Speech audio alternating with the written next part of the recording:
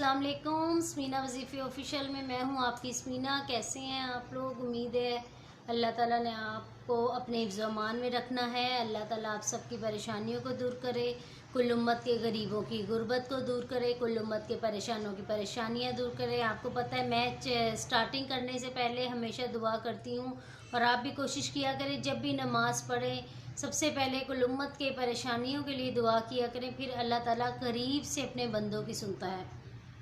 रमज़ान है, सहरी के से पहले अपनी जिन लोगों की तहज्जुद की रूटीन नहीं बनी हुई वो तहज्जुद की रूटीन बना लें। तहज्जुद के आपको पता है कितने फ़ायदे हैं। अल्लाह ताला खुद हर बंदे के करीब होता है। तहज्जुद की रूटीन बनाएं ताकि आपको पता हो तहज्जुद की क्या अहमियत है, तहज्जुद पढ़ने से हमें क्या मिलता है, तहज्जुद से हमारे कितने मसले मसाइल हल होते हैं। आज का जो वजीफ़ा बताने लगे, रिज़्क़ का ढेर लग जाएगा, रिज़्क़ के लिए आसानियाँ पैदा होंगी, पूरे साल आपके घर में रिज़्क़ नहीं ख़त्म होगा। तहज्जुद आप पढ़ें, तहज्जुद पढ़ने के बाद आपने दरूद इब्राहिमी अव्वल आखिर पढ़ के 41 बार सूरत फातिहा पढ़नी है और फिर अल्लाह से गिड़गिड़ा के अपने रिज़्क़ के लिए दुआ करें।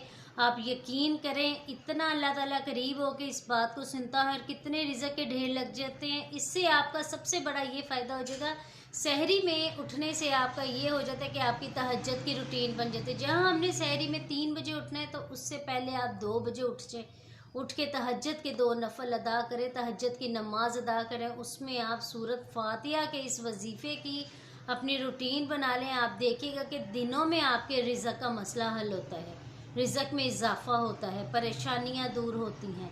तो स्मीना वजीफ़े ऑफिशियल को सिर्फ सदका जारिया की नीयत से आपने सब्सक्राइब करना है और फॉलो करना है, शेयर करना है, लाइक करना है। कोशिश किया करें कोई आपको मसला बताए उसके मसले को हल करें।